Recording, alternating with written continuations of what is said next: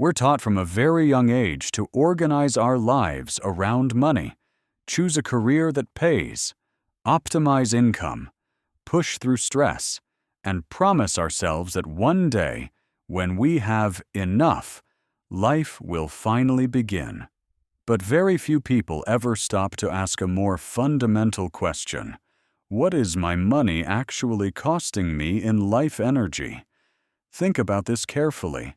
Every paycheck represents hours of your life exchanged. But it's not just time at work.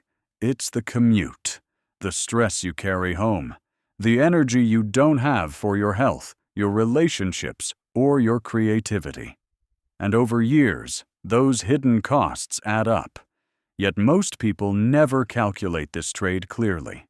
They see income, but not the life being spent to earn it. Welcome to this podcast for entrepreneurs, business owners, and high performers who want more than just financial success. They want alignment.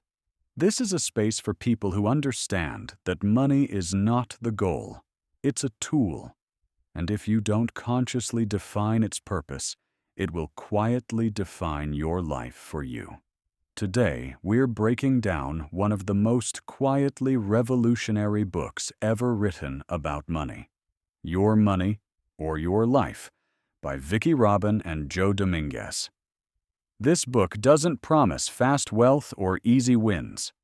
Instead, it asks you to slow down, zoom out, and redesign your relationship with money from the ground up. At the heart of Your Money or Your Life is a radical reframe. Money is stored life energy. Every dollar you earn represents time, focus, effort, and emotional capacity you've already spent.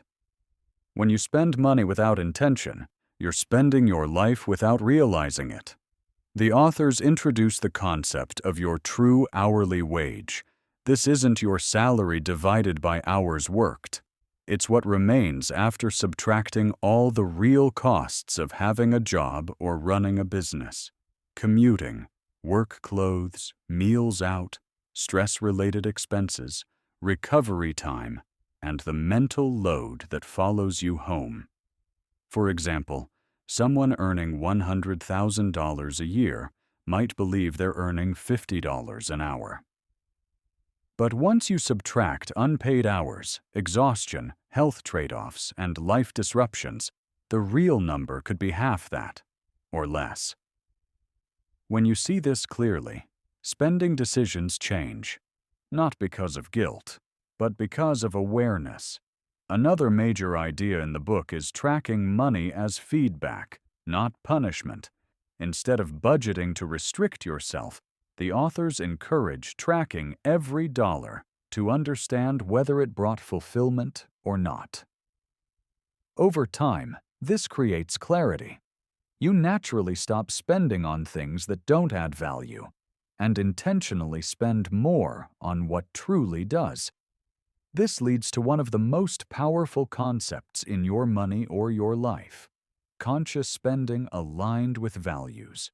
The goal is not minimalism or deprivation, it's coherence. Your money should reflect what you care about. If travel matters, fund it fully. If freedom matters, reduce fixed expenses aggressively. If creativity matters, buy back time. For entrepreneurs, this message is especially important. Many build businesses that generate income but quietly drain life. Long hours, constant urgency, no clear boundaries. The book challenges the idea that more revenue automatically means a better life. Another key principle is financial independence as a threshold, not a fantasy. The authors define it simply: when your investment income covers your basic living expenses, you are free, not rich. Free. At that point, work becomes optional. You can still build, create, and earn, but from choice, not obligation. This reframes the idea of success. The goal is not infinite growth. It's reaching enough and protecting it. And this brings us to another central idea in the book: defining enough. Without a clear definition, ambition becomes endless and fragile.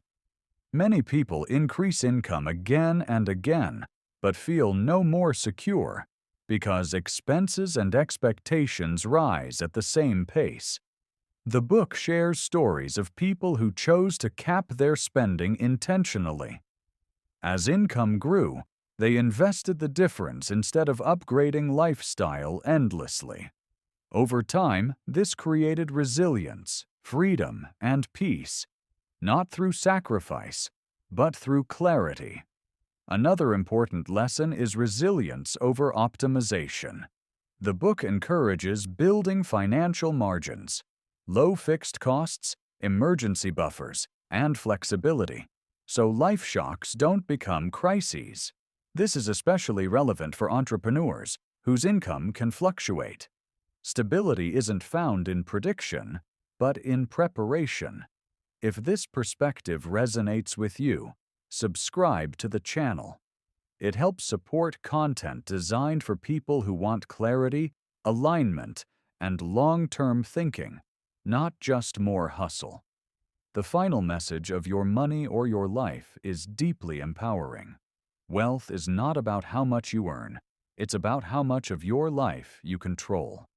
When money is aligned with values, stress decreases, decisions become simpler, and time becomes yours again. Here,